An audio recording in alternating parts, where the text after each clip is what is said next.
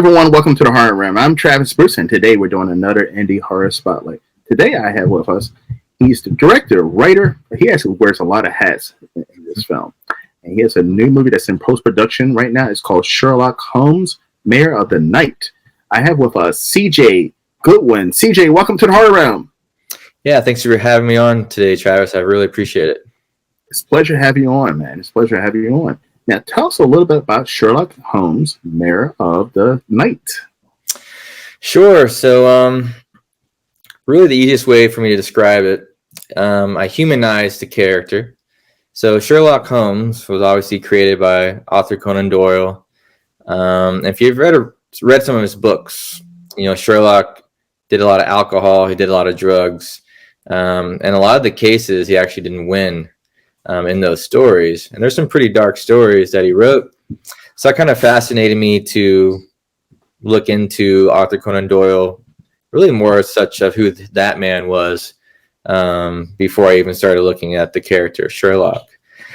But what I liked about it and what I wanted to do, like I said before, was just to humanize him. So if we have a man that was a private detective for over 50 years, dealing with murderers and rapists and just really bad people in the world and crime, what does that do to that person? And also the people in his circle, the people that he cares about. What happens? What does that look like? So that really intrigued me to write a script with that in mind. And I feel like we created a really awesome story. It's definitely a lot different than, say, like Robert Downey Jr.'s version or Cumberbatch on the English channel. So, and that's what's fun about it. It is different. I always tell everyone there's going to be a lot of people, I think, that enjoy this version, but there's going to be people like, yeah, this is not my Sherlock, you know, because Sherlock, you know, we don't see Sherlock cry. You know, that's not who Sherlock is. Well, in this movie, there are a few of those moments. So. And it brings actually an interesting concept to the Sherlock Holmes character because, you know, like you were saying, you know, he got to see some gruesome deaths. He got to see some gruesome cases, see the bad in people. And, like, that does something to individuals. I mean, you think about homicide detectives, soldiers, doctors, you know, after a while you become numb. You start self-medicating to kind of relieve yourself of those pains and those traumas that you see. Yeah, exactly.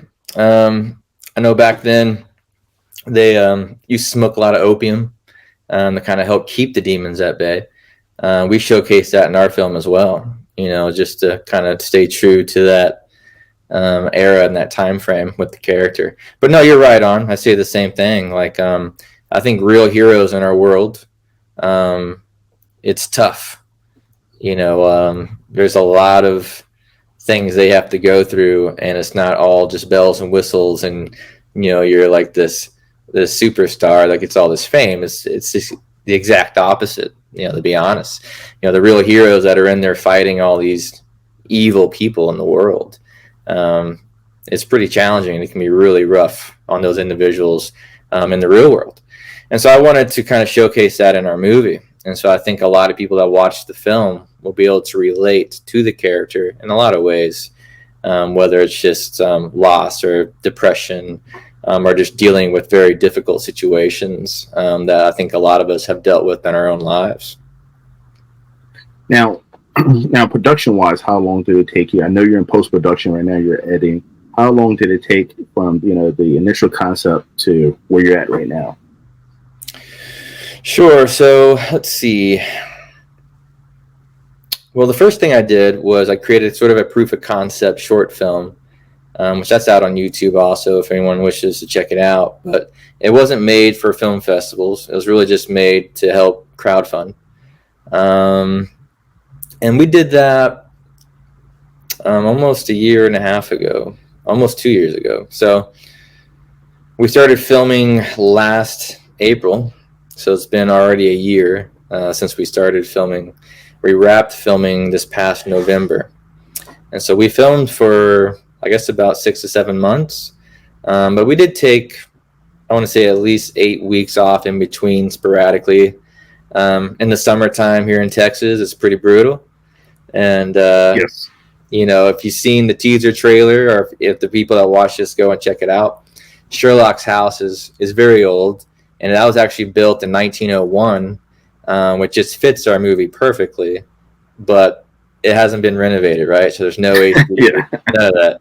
So like, yeah, we're not filming in the summer. Like, we wouldn't make it out of the house alive. So we kind of took the summer months off, which was kind of nice. Kind of gave everybody a break, and actually gave me a little bit more time to rework some of the script if I wanted to, which I did.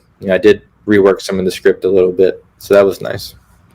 So I think, to answer your question, it's been about a total of, I guess, 2 to 2.5 years. It's been a long process. Now, to take 8 weeks off, does that kill some of the momentum? I mean, does it take time to get back into the motions of filmmaking? It can. I mean, it's actually something I've never done on my past films. This is my 4th featured film. My other films I do, it's like, all right, these are the 3 months we're filming, and we're gonna, throw. Yeah. So this one was different, and it has its positives and its negatives. I got to look at all the footage that we filmed. So if I needed to reshoot anything, I got a chance to do that. I got to work on the script, but there was some of that where it's like, man, are we going to sort of lose that energy? But we never did. I think actually for a lot of people, it was nice for them to get a break. This featured film is a really hard film. Just the environment, the material, where we filmed, it's not easy to get to. It's not like you just pull up to someone's house. We were out on 1,600 acres of land, and we had to travel to these places, and we dealt with, rain and heat and cold and all the environments. We're not in a studio. We're actually in the elements. So when you have all that, it can make the film pretty challenging. So I think for the summer months, to be honest, I actually think the cast and crew enjoyed their time off, just to kind of get a break with their family and just to kind of breathe a little bit and get some rest. Now I didn't rest. I kept going, but they got a little bit of a breather, which I think was nice for them. Now, this is an interesting story. It's a unique and I would say new story. Now, is it hard as a filmmaker? Because I mean, I feel like the easy way is to go the cookie cutter route and do what's proven and it's already been successful. Is it harder to be like, you know what, fuck this shit. I'm going to do something new. I'm going to do something fresh. I'm going to do something different that doesn't necessarily have the proven success? Yeah, it's interesting. I work with a lot of youth. Also, actually, I had a call with a student yesterday. Was to come on as an intern, and one thing he was talking about scripts. And I always say, look, if you're writing a script, if you're a writer director like I am, definitely make the film that you want to see. Don't make it or write it for what you think people want to see, because that's going to be very hard for you to finish that project, because your entire love and passion into the project's not there, because you're kind of making it for someone else. And so for me personally, I write what I want to see on the big screen. And, obviously Sherlock Holmes has been done a lot. And so the only reason why I took it on is because this is a completely different style and take on the character. My previous film before this one, I did Eyes of a Roman, about Marcus Crassus and Spartacus. Well, I kind of did the same thing, where the film's not really about Spartacus. I did sort of a side story about Marcus Crassus and his adopted son that he picked up along the way. So the film's really about their relationship and how they clash. And so that was just another story that I wanted to tell that hadn't been really done before. I don't want to keep repeating kind of what Hollywood does, kind of what you're mentioning, like, hey, hi, Transformers 10, here we go. And don't get me wrong, I watched some of those, especially the first one. But no, I really like trying to find original stories. But obviously with Sherlock Holmes and the Roman film, I obviously got a little bit of help just from Arthur Conan Doyle's work, and then of course history itself for the Roman film. So that's kind of there. Now, I have other stories that are just completely original. There's no help from certain characters. I think for myself, one of the reasons why I navigated towards Sherlock Holmes and like the Roman film was because at this point in my career, I feel like that will help people want to watch the movie. So I did have that in there, but it wasn't really the reason why I wrote it. Like the Sherlock film, to be honest, it could be a film by itself. Like you wouldn't have to have the Sherlock Holmes characters attached to it, in my opinion. I think the story would have worked without that. But it just kind of fit into the world of Sherlock Holmes. And I know having that character attached to the film will get a bigger audience that will want to watch the movie. So no doubt that definitely played a little bit of part into that side of it for sure. Now, Sherlock Holmes is a character. I mean, it's a popular character worldwide and was from generations. Now, when you were selecting, when you were casting an individual you select as Sherlock Holmes, what were you looking for in that actor? Well, I'm pretty fortunate. So Les Best plays the character Sherlock Holmes in this film. And Les has been with me on all 4 of my featured films. So, and it's, Les is a very versatile actor. He has a huge range. And knowing that I wanted to do the character the way I wanted, like 50 years of his life, and what does that look like? And Les is an older gentleman now compared to when I knew him 12 years ago. And so it just kind of fit, and Les and I have a really good chemistry. He knows how hard I work, and he really enjoys my material, which is awesome. I know how hard he works, and I know that he could pull this off. And one thing that I wanted to do on a personal side of things, since I've known Les and all the projects he's worked on, I really want to give Les like this role that just pushes him to the limit on everything. Because I've seen him act in a lot of things, including my work, and he doesn't break. It's like it's easy for him, and I know it's not easy for him. I know it's not, but he makes it look really easy, and he brings everyone else's game up in the room, which is awesome to have on a film. Like if you have actors or just crew or whoever helping you take them to the next level that they even know they had, well, then your movie's just getting better and better and better. And so once I started writing it, which was towards the end of Eyes of Roman, actually, I kind of got the story in my mind. And so we're on the set of Eyes of Roman. He was dressed in his Marcus Crassus outfit, and we're out there on a little break. I'm like, hey, Les, what do you think about playing Sherlock Holmes? And I was like, yeah, I could probably do that, and that's just kind of got it going. And so I've been very fortunate with Les for Sherlock. But in this movie, we have, John Watson, Mary Watson, Inspector Lestrade.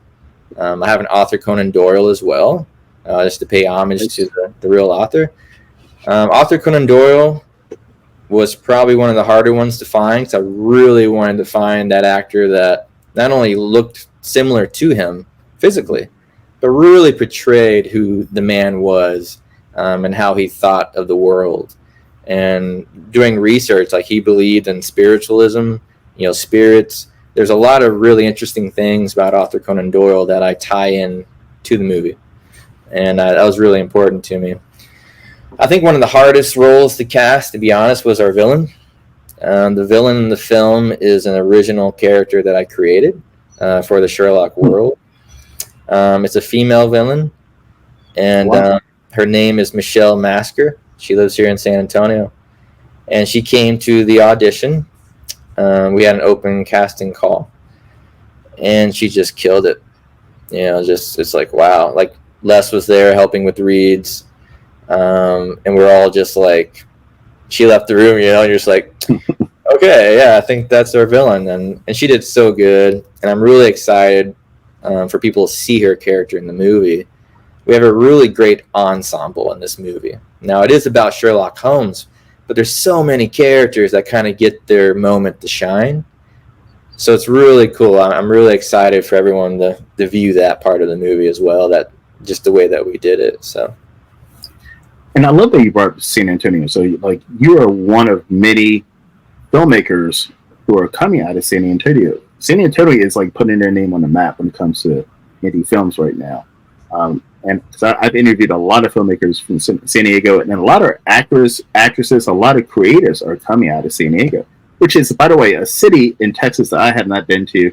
And I'm a San Antonio Spurs fan ever since a kid, and I still haven't went to see them play. But and I heard it's a beautiful, amazing city to go to. Like, how excited that you're a part of this movement, in San Antonio right now. Yeah, that's great to be a part of that crowd. I know a lot of the filmmakers here in San Antonio, along with a lot of the actors. I also don't know a lot of them. San Antonio is a big city. I think we're, I don't know, 5th or 6th in the U.S. for population. Like, we're a big city, which kind of goes under the radar as well with people. But there is a lot of great projects being done around in this area. There's new studios going up in San Marcos, which is just outside of San Antonio. So a little bit of Hollywood coming to our area, which is fine, But I think, the San Antonio filmmakers, the ones that I've met, they're just super dedicated and hard workers, but just very generous. So like Rob Mayberry, he did El Chupacabra, and that was a feature film that was made here in San Antonio. And we sat down and we talked, and he shared with me his script, and we kind of just went back and forth a little bit. And then I went to go see his premiere. Like, there's a lot of people here in San Antonio that has each other's backs when it comes to support, which is awesome, because I always tell everyone, like, we're not really competing against each other. Like, every film is different. Like, we just want the audience. So the more we can help each other, the better. And San Antonio is one of those cities that I believe understands that, because we do go to everyone's premieres as much as we can. Sometimes we're out filming, so we can't be there that day. But like Rob's film, you can buy it now, like on Amazon or Walmart.com. And I bought it. It came to my house today. Like, that's what I mean, right? Like, so we just try to support each other. I do think there's a lot of great talent here in San Antonio. I've had actors that worked with me on my last film where it was their first movie. Now they're working with, B-list actors from Hollywood that have been around for 30 or 40 years, which is awesome. It's really cool to see. And a lot of it you won't see on social media, at least from me, to be honest, unless they want me to. But I like texting them in private and just be like, man, this is awesome, man. Congratulations. Keep up the good work. And they do the same thing. I think some things is cool to share on social, but then there's some things that are private that you should just keep amongst each other, kind of like if you're texting your family or something. So I totally agree. Yeah. Now, I have a question that's kind of off topic, not off topic, but when it comes to Sherlock Holmes, the name Sherlock Holmes, is that under public domain, or do you have to worry about anything when you use the name Sherlock Holmes in a film? Sure. Not anymore. So as of, I guess, the last January, not this January, last year, Sherlock Holmes went into public domain. So anyone can use it. And some of it's been in public domain for a while. That's why you have seen a lot of shows and movies about Sherlock Holmes. But now all of it's in public domain. So you don't have to worry about it anymore. And that's one of the reasons why I made the movie. I definitely did that homework before I started on this journey, for sure. So as a filmmaker, a lot of things are now going into public domain. Do you go through every once in a while and look and see if there's something that catches your eye? It's really only if it's something that comes to me in my mind first. Like, if I get an idea of this film, I'm like, wow, that could be kind of really cool. Like, what, didn't they do that like in 1930? Then you kind of like start thinking about it, and it's like, okay. do you want to make your own version, or do you want to kind of, you know, pay homage to that, or use that character like I did for this film? So yeah, sometimes, I did the same thing with Eyes of a Roman, with the history of the Romans, and obviously with Sherlock. My first two films, though, were just original scripts that I created, so I didn't have to worry about that. But yeah, sometimes, I think, funny enough, I think I find myself looking at the musical side more than the film side of like Really? what can we use? Everyone's kind of different on what music they like to use. Now I don't get stock music for my films. I have a composer. His name's Antonio Gridanti, and he actually lives in Canada. And I've never met him in person. This is how we communicate, like we are right now. And super nice guy, and he's done some things with like James Gunn. He's worked for Disney, so he's definitely higher up on the scale than I am. But we just hit it off like on my second film, and we've been working together for 8 years, and he doesn't want to leave me, which is awesome. I appreciate that, because I'm sure he's got much bigger offers than me right now.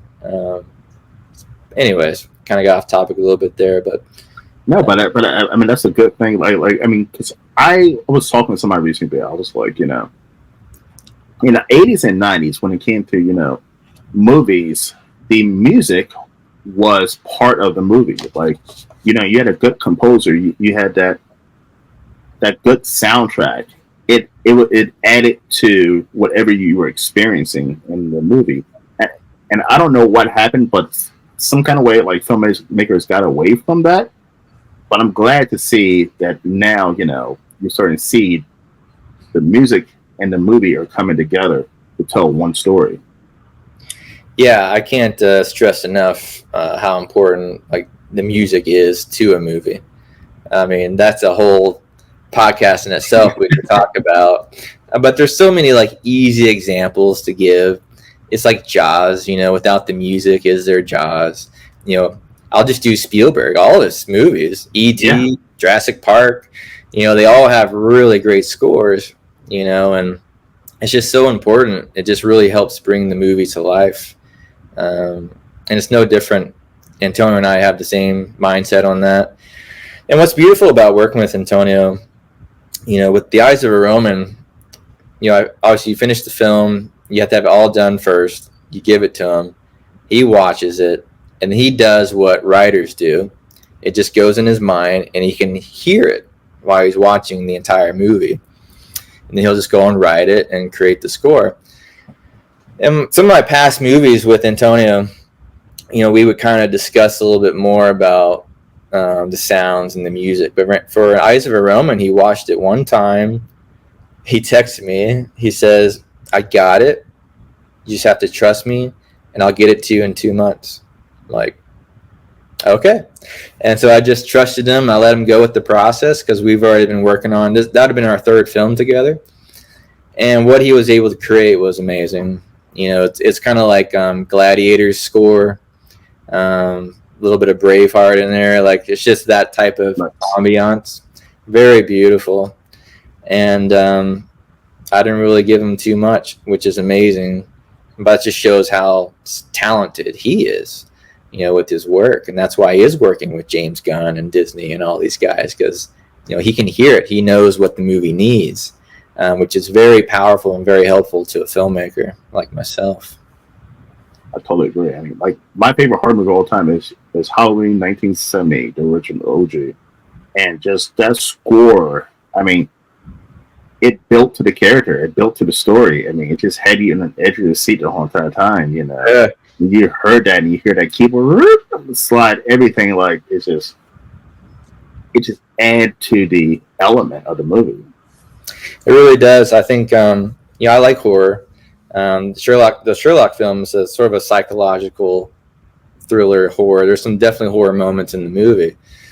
And I always tell everyone, like, it's like, what movie are you scared of? And they're like, well, Insidious scares me. Okay, well, go watch it and turn the volume all the way down, and then you'll probably end up laughing.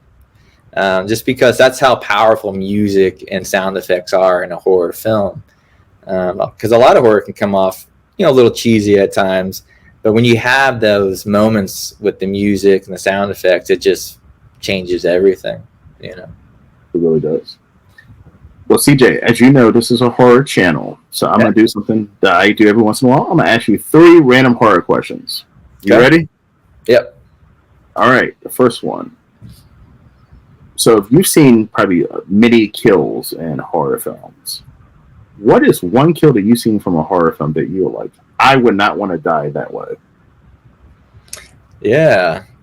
Well, I've seen a lot. Obviously I'm a big fan. I like Halloween. I like a lot of these different franchise, like the Conjuring universe. I really like those. But one thing that kind of scares me, and I already mentioned the movie, are great white sharks. And yeah, there's a scene in Jaws. Now there's a lot of good ones. The woman in the opening scene, the boy on the raft. But the one that really scares me the most is the guy in the boat channel where you see the shark sideways and then he just disappears. I'm like, what? And you're like, that was a robot? Like, that looked like legit. And I'm like, yeah, man, no, I don't want to go by shark. No, thank you. So that's probably scary for me. And I can't remember that other movie, but there was one where like the male and female scuba divers, Primal Fear maybe, they got left out in the ocean. I don't know if you remember that movie. That's called Deep Water? No, it's called something like, yeah, I know, but they got left. No. Yes. And I watched that in the theater, and it's like the nighttime shots, and it's thunder. Open Water, I think it's called Open Water. That's it. I think that's it. Yeah. That was freaky. I'm like, nah, man, I don't want to go that way. That is a horrible fucking way to die. That would be terrifying. Yeah, no thanks. Second question. What is a iconic horror movie that everybody tells you is the greatest thing ever, and you're like, you know what? I don't see it. Oh no. You're trying to get me in trouble. I see. I'm not saying that it's horrible, but you're like, I don't see why people say it's as great as it is. Yeah, I think there's definitely the ones that get thrown out a lot, of like the greatest horror films ever, like The Exorcist or The Shining. You hear those a lot. I know Halloween gets in there as well. I mean, I don't know. Like, it's hard to say like they're wrong in those situations because if you think about it, when The Exorcist came out, for that time period, it scared the crap out of everybody. Like, it was just the movie. And so for that time period, yes, that was like number one. I watched it in college for the first time, and it didn't have much effect on me. I was like, this is what scared everybody? But it's different eras, you know what I mean? Mm-hmm. And it's sort of the same thing with The Shining. To me, The Shining is not scary at all. It's just a great film, about the psyche of the man and him just losing himself. And, there's definitely some iconic moments in the movie. But was I terrified watching this film? No, I wasn't scared. I got more scared watching The Woman in Black with Daniel Radcliffe than watching The Shining or The Exorcist. That movie freaked me out in some of the scenes, So I don't know, man. Like, I know I kind of gave you an open-ended there, but I guess those movies, it's unfortunate because I think as we continue to move on through the years and the movies just get better or scarier or however you want to say it, some of those can kind of get lost. But, they had their stamp, and they'll always have their stamp in time, with the movies. It's like when people say The Godfather is the greatest film ever made, you hear that a lot. And that's like, well, is it? Yeah, I don't know. Yeah. So, like, and that's yeah. I mean, that's the beauty about films. Some people say like the Titanic, I loved it, and people are like, I hate that movie. Like, audiences have different opinions, and you're never going to make everyone happy.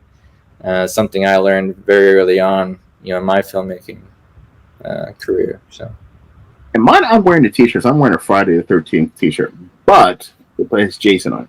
The original Friday the 13th, I saw it in the 80s, when I was a kid, and it bored the hell out of me to the point, I never finished it, and I rewatched it over the years, and I'm like, I'm just not a fan of the original. And I've been to the original Camp Crystal Lake, took a tour of it, and I've been to the town, been to the diner, done everything regarding that first movie, but I've never understood the appeal of the original OG Friday the 13th. Yeah. When it comes to Jason, I'm much more of a Michael Myers fan than Jason. That's just me personally. Freddy's fun. He can be fun, but it's not. He doesn't really scare me either. Texas Chainsaw Massacre. That one did kind of scare me a little bit, just because stuff like it happened, and it's 2 hours from where we live. Just things like that. So that gets a little freaky, and there were some pretty freaky moments in that. Now, I watched that when I was pretty young, and so I get that question a lot too. Like, what was your first rated R horror movie you watched? Well, I'm pretty sure it was The Lost Boys. Now, if you watch The Lost Boys now, like the original, it's like, ooh, yeah, it's a little rough. But it's a classic, and the TV. One of my favorite vampire films. Yeah, and the TV series when that came out, I was young when that came out. That scared me, because I watched it when I was like 8 or 9 years old. Now if you watch it now, we'll probably sit there and just laugh. Yeah. So I don't know, man. Little things scare different people. Like my wife, forget about it. She probably won't even watch this movie that I made. Like anything scary remotely, she won't touch it. Yeah.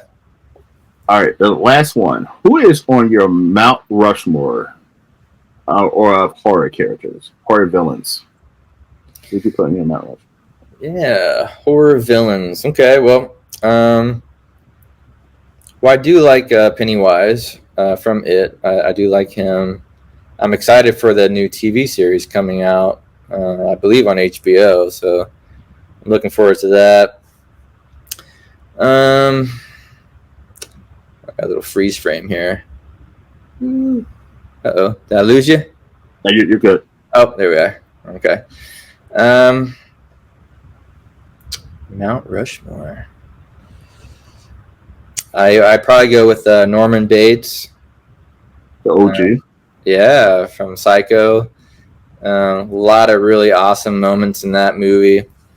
That's a great story, just how that's one of the things that's the beauty about the old days, is that because they didn't have all social media, the actress in that film was the star, and she died in the first 20 minutes, and it's like, that's never really been done, and it's like just blew people's minds. So I really loved how Hitchcock did that with that film, and Norman Bates, that actor, the way he portrayed that character was awesome.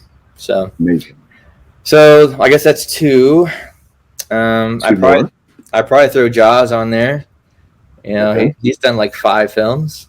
Yes. But only one of them was good. Only one of them was good. Yeah, unfortunately, I agree with that. Like the first one, I mean, you can't. It's hard to beat that one. The other ones were just money grabs, unfortunately. Yeah. I think. But a lot of horror franchises are kind of like that, unfortunately, too. Mm-hmm. And then on the newer side of things, I really do like the Conjuring universe for a lot of reasons. One, for me, James Wan, I really like his first 2 films. The Insidious 2 that he did there. So I'd probably go I guess it's Valak. I don't know if he's Annabelle also. I'm not quite sure how that works. But if that demon is a part of all those movies, then I'd probably put that demon on the Rushmore too, because it's been in 9 or 10 films, and I just really like that series. And I talk about The Conjuring. People ask me, what's your favorite horror film to date? And right now it is The Conjuring, because it's a love story surrounded by horror. You know, it's basically about the Warrens and their love life, and kind of how they push through what they do on the paranormal side. So I guess that would be my Mount Rushmore. I guess I kind of got away from the originals that are like, you know, Jason and Freddy and Michael Myers and things of that nature. But those are the ones that sort of had an effect, I guess, on me and my life growing up as, you know, a kid or a child. Like Jaws scared me. Pennywise scared me. You know, Norman Bates, he was pretty freaky. You know, I don't know if he scared me, but the movie itself was very chilling. I remember I couldn't take a shower with the curtain open for a while, or closed, right? And that's psychological horror. It's like, do you really want to go swim in the ocean now? I mean, not really, you know, you know. And so those type of horror films that actually have a real impact on the psyche, those are the ones that I kind of pay homage to. Like, yeah, man, they had an effect on me. So Candyman was definitely the first movie like character that scared the shit out of me, like, as a kid. And it was the one scene where the little boy was using the bathroom and Candyman came in and cut his penis off. I was fucking terrified to go use the bathroom for like a couple days after seeing that movie. Yeah, Candyman's a good one. Yeah, I forgot about Candyman, but yeah, that was a good one too. He's menacing. Okay, CJ, where can everyone find you? So I'm pretty easy to find. You know, Facebook, Instagram, YouTube. That's kind of my main three at the moment. You can type in my name, and the Sherlock Holmes Mirror in the Night stuff will pop up with it. Or you can type in the film, and I'll pop up with it also. So that's where we're at. We're looking to release the film next year, and our plan is to go cross country. You know, in the movie theaters. You know, that's kind of what's starting to happen now with indie films, which is nice. It's that the theaters just don't have enough to put out anymore. That's why you see, like, you know, come back and watch The Mummy and Titanic and all these movies. You know, they're short on content. So we're really working hard on our end to take it to the theaters to give the audience a chance to come check this film out, and where I believe you should watch movies at the movie theater. Yeah. 100%. Yeah. So, CJ, listen, thank you for coming on. It's been a blast to have you on. By the way, I want to say shout out. I want to say her name is Kayla for connecting us. Yeah, so Kayla is my marketing executive, and she's been very helpful. She works behind the scenes like a lot of people do on movies, and it's been great. I'm really glad that she found you and connected us as well. So yes, shout out to Kayla, and thank you for putting this together. And Travis, again, man, thanks for having me on. This was really fun talking with you, and hopefully we can do it again when the film comes out, you know, next year. Yes, that's the game plan. I would love to see it and have you back on. Awesome. But everyone, well, thank you for coming to the Horror Room. I'm Travis Bruce, and that is CJ Goodwin. We'll see you guys next time. Take care. Thank you.